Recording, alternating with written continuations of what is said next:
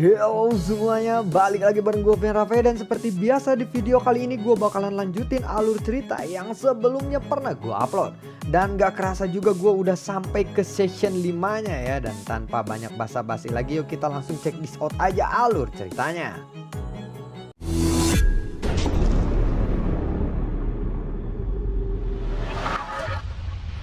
Di episode sebelumnya, Nan Arming berkata, "Aku akan menambahkan sesuatu ke dalam kabut beracun. Siapa tahu aku bisa mengurangi kadar racun dari kabut beracun itu. Storm, bantulah aku," ucap dari Nan Arming. Storm pun lalu mengangguk. Nan Arming segera melemparkan bola merah muda. Storm lalu mengayunkan tangannya. Angin pun mulai berputar membawa bola merah itu. Bola merah muda itu pun akhirnya meledak di dalam angin puyuh. Kabut beracun hijau pun bercampur dengan kabut merah milik Nan Arming. Kandungan racun di dalam kabut hijau pun lalu berkurang. Kabut beracun mulai membentuk 4 angin puyuh beracun yang berjalan ke arah kelompok Xiaoyan. Ular-ular yang terkena angin itu mati seketika. Kelompok Xiaoyan terkejut dan berkata, "Mati oleh racun mereka sendiri." Ucap dari kelompok Xiaoyan. Ular raksasa di udara menatap tajam ke arah kelompok Xiaoyan. Dia lalu membuka mulutnya dan menembakkan gelombang sonik ke arah kelompok Xiaoyan. Kelompok Xiaoyan mengalami sedikit sakit yang luar biasa di kepala mereka saat terkena oleh serangan gelombang sonik itu. Xiaoyan segera membentuk perisai untuk menghalangi gelombang sonik. Lalu tiba-tiba 4 angin puyuh itu pun meledak, menyebarkan kabut racun dan membunuh ribuan ular di sana. Ular raksasa itu bergegas ke arah kelompok Xiaoyan dan segera mengayunkan ekornya ke arah perisai milik Xiaoyan. Buar! Perisai milik Xiaoyan hanya bergetar terkena serangan ular itu. Ular raksasa itu lalu melayang lagi ke udara dan kembali menghantamkan ekornya ke arah perisai milik Xiaoyan lagi. Blentrang! Buar! Perisai itu pun hancur terkena serangan kedua dari ular itu. Kelompok Xiaoyan segera mundur beberapa langkah. Doki mereka segera melonjak naik dari tubuh mereka. Ular raksasa itu kembali membuka mulutnya dan gelombang sonik kembali ditembakkan ke arah kelompok Xiaoyan. Gelombang sonik yang ditembakkan kali ini tidak membuat mereka sakit kepala, tetapi membuat mereka seperti kehilangan kesadaran. Kekuatan spiritual Xiaoyan segera melonjak menyelimuti kelompoknya. Kelompoknya pun dengan cepat kembali sadar. Kemudian Xiaoyan sedikit kebingungan dengan apa yang terjadi. Tetapi yang pasti Xiaoyan berhasil mematahkan keterampilan bertarung ular itu. Ular raksasa itu pun lalu meraih tanduk badak dan segera melemparkannya ke arah kelompok Xiaoyan. Xiaoyan dengan cepat menangkis tanduk badak itu dengan pedangnya. Xiaoyan mundur beberapa langkah saat menangkis tanduk itu. Raja ular bersayap segera menggigit Longyan dengan gigi taringnya. Jika saja Longyan benar-benar ditikam oleh gigi Raja Ular itu, dia pasti akan mati. Tetapi untungnya tubuh naganya benar-benar melindungi Longyan dan semua orang. Pertahanan kulit Jiang Shuzin, Thunder Dragon benar-benar luar biasa. Raja Ular bersayap tidak bisa menusuk Longyan sama sekali. Setelah itu Xiaoyan segera melepaskan skill bertarung jiwanya. Langit tiba-tiba menjadi gelap dan ada 2 cakram besar. Satu berwarna putih dan satu berwarna hitam. Rotasi cakram hitam dan putih menghantam semua kawanan ular yang berada di dalam jangkauannya. Puluhan ribu ular terpental dan mati dengan kaku. Tentu saja serangan ini sangat spektakuler. Sementara Raja Ular bersayap masih kebingungan melihat adegan itu, Ji Ying muncul dan pedang tajamnya segera menusuk ke arah mata Raja Naga. Akhirnya mata kiri Raja Ular tertusuk oleh pedang Ji Ying. Itu sangatlah menyakitkan sehingga dia tidak bisa menahannya lagi. Namun saat ular itu menjerit dan membuka mulutnya, pistol Nan Arming langsung menembus ke dalam mulutnya. Buar! Darah pun mengalir keluar dari mulut ular itu. Pada saat ini lingkaran bayangan cambuk King Mu'er pun melesat ke arahnya, membuatnya mustahil untuk bisa mundur. Namun Raja Ular bersayap mengibaskan sayapnya. Dan seberkas cahaya tajam yang kuat menembak ke semua orang. Ketika semua orang harus berurusan dengan cahaya hitam itu, Raja Ular akhirnya kembali ke udara. Saat ini mata kiri Raja Ular bersayap meneteskan darah terus-menerus dan kepalanya penuh dengan luka. Dengan raungannya, ia lalu mengepakkan sayapnya dengan liar. dan beberapa cahaya hijau terpancar dari sayapnya. "Hati-hati," ucap dari Nan Arming. Cahaya hijau ini sangatlah beracun. Semua orang tampak takut berurusan dengannya. Lalu Nan Arming menembakkan pistolnya ke arah cahaya hijau itu. Dadedok, dadedok, buar. Cahaya hijau itu pun lalu menghilang. Walaupun sedang terluka parah, pertahanan Raja Ular bersayap ini benar-benar tidak melemah. Saat ini senjata semua orang menghantam dengan berbagai teknik pertempuran. Dadedok, dadedok, dadedok, buar. Raja Ular telah jatuh ke dalam pengepungan. Ia panik dan kemarahannya lalu tersulut. Lalu tubuhnya yang terluka itu bersinar dan cahaya warna-warni dan darah yang mengalir dari lukanya segera berubah menjadi hijau. Dengan bau yang tidak sedap, karena bau ini semua orang merasakan pusing dan bergegas pergi dari sana. Tapi Raja Ular bersayap tidak membiarkan mereka pergi dari sana. Ia terpaksa menggunakan trik mengorbankan darahnya untuk menghadapi kelompok Xiaoyan ini. Cahaya berwarna-warni yang mengalir di tubuhnya mengeluarkan kabut beracun dan melonjak ke arah kelompok Xiaoyan seperti gelombang. Melihat ini, Xiaoyan pun dengan cepat mengayunkan kekuatan jiwanya dan membuat perisai jiwa ke semua orang dengan secepat mungkin. Kabut beracun ini terus bergulir, tetapi Xiaoyan tetap tenang. Dan tiba-tiba pedang jiwa kecil berwarna merah menusuk diam-diam ke arah Raja Ular bersayap. Dia pun terkejut dan dia buru-buru membuat perisai ular untuk menahan pedang merah itu. Buar, namun itu terlambat. Pedang jiwa itu berhasil menusuk Raja Ular dan pedang itu meledak menghancurkan tubuhnya. Raja Ular pun mati oleh skill bertarung jiwa Xiaoyan. Segera setelah Raja Ular mati, kabut beracun hijau yang bergolak juga segera berhenti. Kekuatan jiwa Xiaoyan benar-benar habis dan harus dipulihkan kembali. Setelah itu dia mengambil inti sihir Raja Ular bersayap itu. 3 hari dan 3 malam kemudian Xiaoyan meninggalkan rawa dan berjalan lagi ke dalam hutan. Dan akhirnya mereka berhasil mencapai pusat hutan. Di sini pepohonan besar berdiri tinggi. Dan semua orang terkejut setelah 2 batu besar yang berseberangan tingginya sekitar 7 atau 8 meter dikelilingi oleh kabut yang padat. Persis seperti 2 batu besar yang pernah mereka lihat sebelumnya. Semua orang bergegas melewatinya. Bukankah ini tempat mereka sebelumnya diteleportasi ke sini? Dan di sini terlihat ada jejak kaki mereka saat pertama kali datang.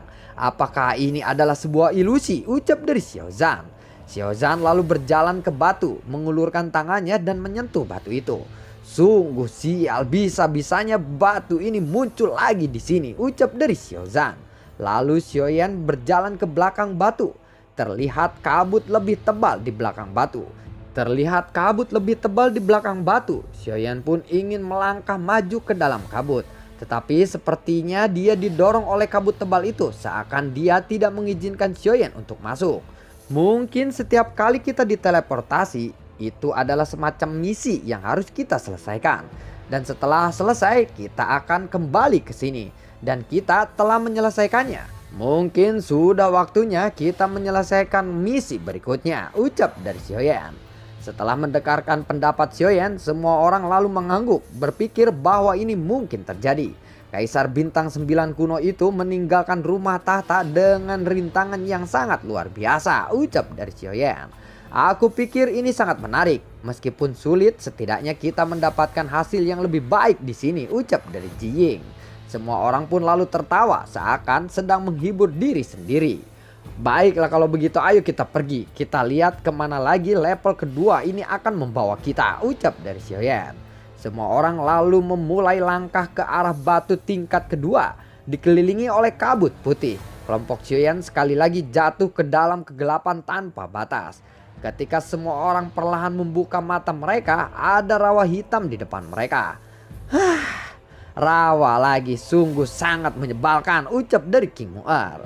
Xiaoyan lalu mengamati sekitarnya dan melihat kabut kelabu merembes melewati rawa tanpa melihat ujungnya. Dan tercium bau aneh yang membuat semua orang merasa sedikit pusing.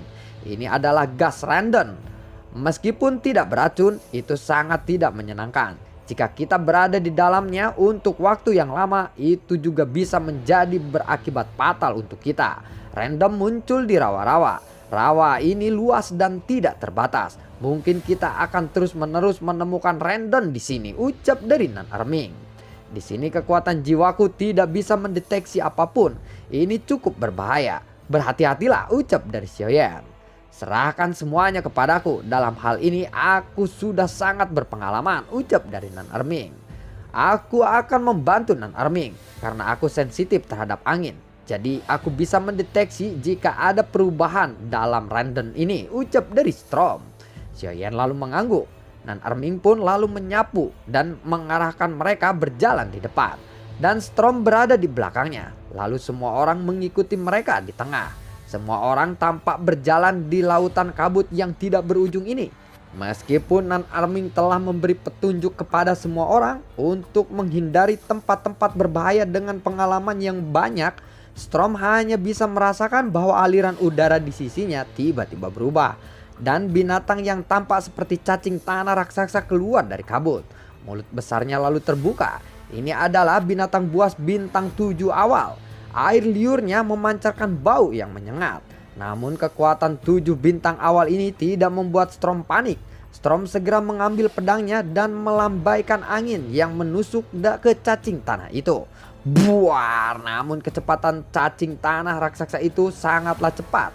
Setelah berhasil menghindari serangan, dia langsung mendekati Storm. Tiba-tiba bayangan ribuan pedang berhamburan seperti hujan deras dan menghantam cacing tanah raksasa itu.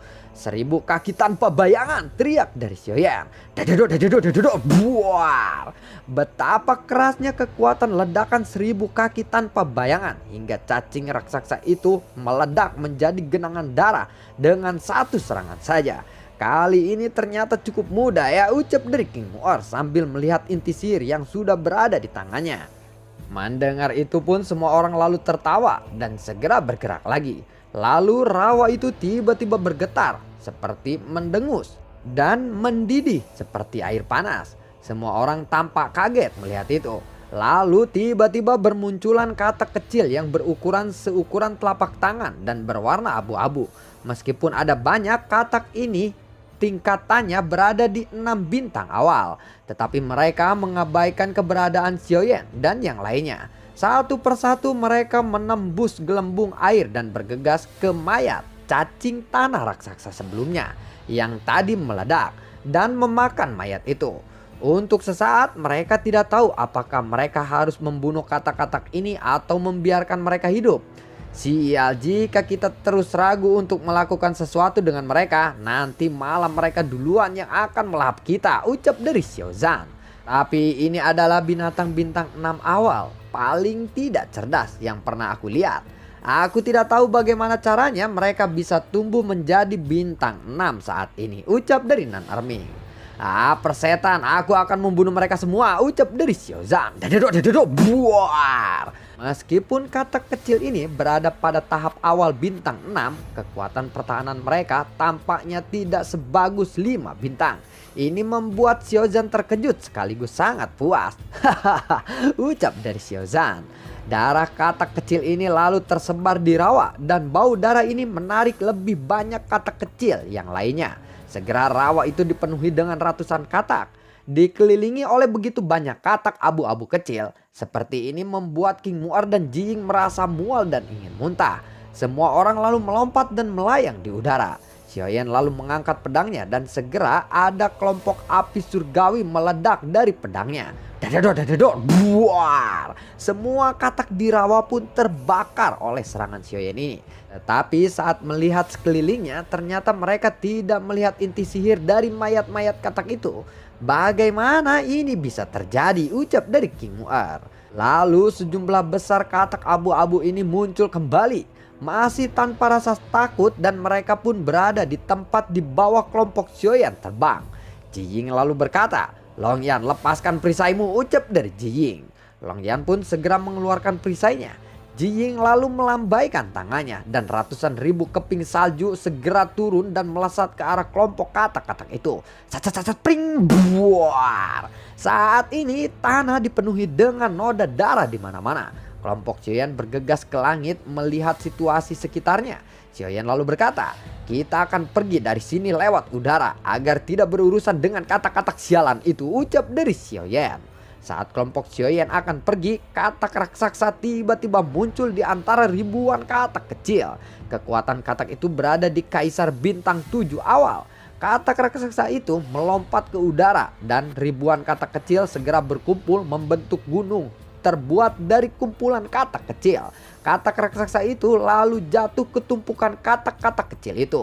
Ribuan katak itu mengeluarkan darah. Tetapi setelah beberapa saat ribuan katak itu dengan cepat berubah menjadi makhluk humanoid yang tingginya sekitar 10 meter. Katak raksasa itu pun lalu menyatu dengan makhluk humanoid itu. Makhluk humanoid itu terbentuk dengan cepat. Kepalanya rata seperti kepala katak. Hanya ada satu mata merah darah. Kekuatannya juga melonjak menjadi Kaisar Bintang 7 menengah. Humanoid itu lalu menatap tajam ke arah kelompok Xiaoyan. Humanoid itu segera menghantamkan tinjunya ke arah kelompok Xiaoyan. Tubuh Long Yan lalu membengkak.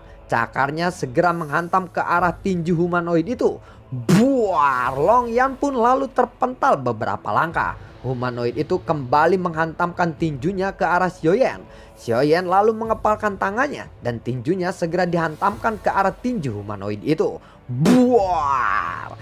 Tinju pun bertabrakan. Xiaoyan dan humanoid itu mundur beberapa langkah. Xiaoyan lalu mengalirkan api surgawi ke arah pedangnya. Setelah itu dia melesat ke arah humanoid itu. Pedang di tangannya lalu diayunkan. Buar! Humanoid itu pun mundur beberapa langkah terkena oleh serangan Xiaoyan. King Mu'er melihat itu, dia mengayunkan cambuknya melilit dengan humanoid itu. Sementara itu Ji Ying segera melemparkan bilah ke arah lengan humanoid itu. Storm lalu menembakkan angin ke arah bilah Ji Ying. Sat sat sat sat bring bring bring. Buar! Lengan humanoid itu pun terluka. Nan Erming lalu melambaikan tangannya dan gas beracun pun melonjak dan segera masuk ke luka humanoid itu. Humanoid itu lalu meraung. Xiaoyan lalu melompat ke udara dan menghantamkan pedang di tangannya ke arah lengan humanoid itu. Buar! Lengan humanoid itu pun seketika hancur. Humanoid itu lalu meraung. Tetapi tidak lama lengannya kembali menyatu dan kini menjadi perisai air yang mulai terbentuk di antara humanoid itu. Kelompok Xiaoyan lalu melepaskan serangan ke arah perisai air itu. Dadador. Buar! Lumpur tiba-tiba naik dari kaki kelompok Xiaoyan yang membuat mereka tidak bisa bergerak. Storm lalu melambaikan tangannya dan angin puyuh pun terbentuk menyingkirkan lumpur-lumpur itu. Tetapi angin itu tidak menggeser lumpur itu. Kelompok Xiaoyan masih tetap tidak bisa bergerak. Melihat itu wajah Storm lalu memucat. Tubuhnya segera jatuh. Nan Erming segera meraih tubuhnya. Xiaoyan segera bertanya, "Bagaimana keadaannya?" tanya dari Xiaoyan.